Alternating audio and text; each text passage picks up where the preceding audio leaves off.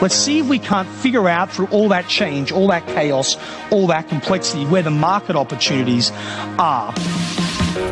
Sheahan. Peter is known internationally. Helping companies create new value at enterprise scale. We all know what we're going to have to do. We're going to have to do more with less, efficiency. We're going to have to respond and evolve, agility. We're going to have to add more business value. Staff in 23 cities. He's the founder of Carrikins Group, a global consultancy firm focused on catalyzing growth in companies around the world. I'm a successful entrepreneur. How to get massive results faster than you ever thought possible. I've had the honor of seeing some of your material, but nothing beats the live experience. Ladies and gentlemen, Peter Sheahan.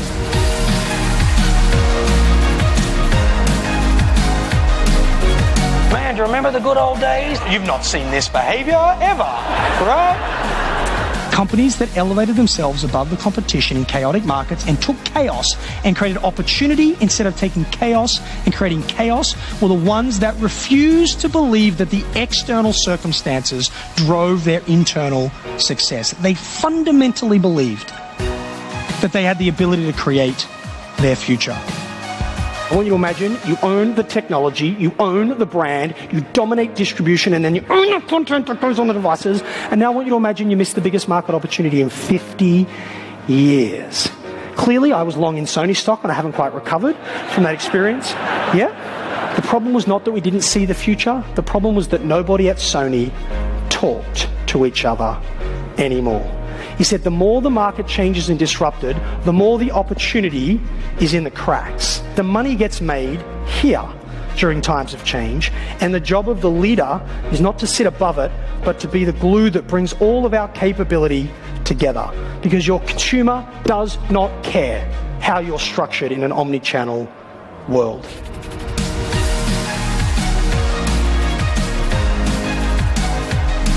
It's the ability for our customer to buy our product if they just wait 3 weeks for 25% less than they get it in store, and we're still 100% committed to a bricks and mortar retail strategy.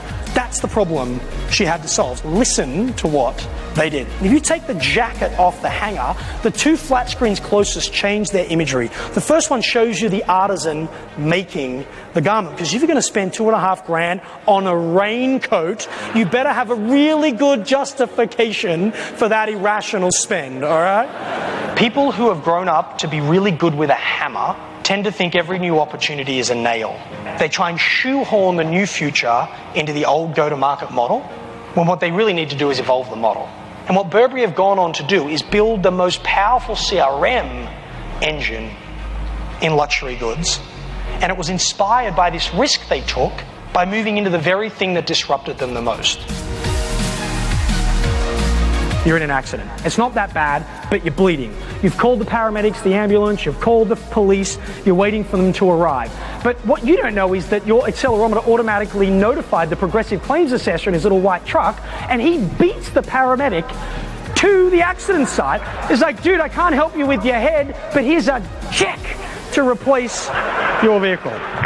Get your teams aligned behind efficiency. Don't fight it. Don't defend against it. This pressure to do more with less is not going away. Don't freak out about it. It's like getting stung to death by the same bee. It's just going to keep coming back. Go with it. And the two things you want to do and get people focused on is, number one, don't get attached to your role. Don't get attached to the particular process. Don't get attached to the platform that you use. Get attached to the outcome. That's point number one. Point number two is, when you start thinking about that outcome, we're going to talk a lot about outcomes in a bit, put the customer right in the center of that and then work your way out, because you could find ways to deliver better support and create a better customer outcome and spend less money doing it. You can't out Amazon. You can't out Walmart. Great companies know exactly how they're going to win. And then they put every single dollar they have and every single time unit they have to invest in amplifying that value proposition. And they're saying, you know what, we're not going to play over there. That's not our space. This is our space. But we know in order to win, we have to be this good. And then you begin this upward spiral of innovation and margin creation, by the way, as well.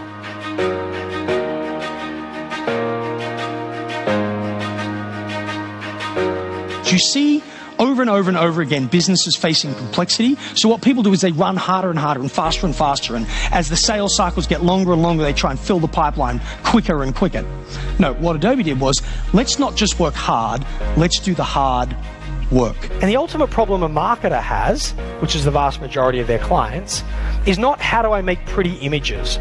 The actual problem is half my marketing works, I just don't know which half. So let's solve the higher order problem for the customer, which is we're going to help you figure out which half of your marketing works so you can double that spend and kill the other. Having the management risk appetite to learn about that and lean into that complexity is where you create differentiated solutions. You go through simplistic, past complexity and too simple, and you use that insight, you use that vision of the future, you use that intellect to get you deeper with the relationships you have with your client, where you're not just thinking about you and them, but you're thinking about the entire value chain, understanding the user experience, building intimacy, elevating yourself above the RFP process into this strategic trusted partner. And then you take that to solve the real problems, not today's problems, but tomorrow's problems, and you focus on the outcome, and you're willing to get creative in your model, in how you go to market, how you engage to get the outcome, irrespective of your historical inputs.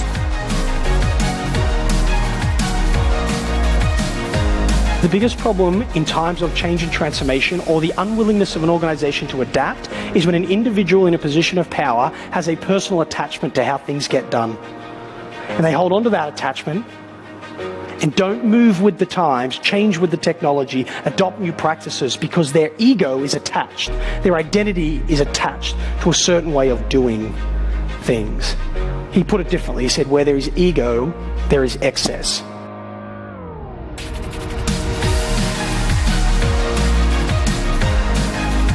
Organizational transformation is not about big decisions, it's about the accumulation of aligned, smaller decisions that stack up to the bigger vision. The organizational decision is merely the promise of value, and that actually the realization of value sits in the individual decisions that tens of thousands of people make every single day. At some point, we've got to stop talking about what has to change and start focusing almost exclusively on how we're going to get people to go on the journey.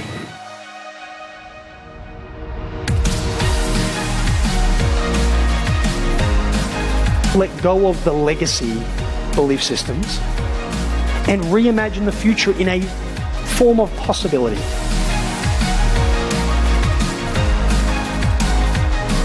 Don't change because it's going to hurt if you don't. Change because it'd be magnificent if you do.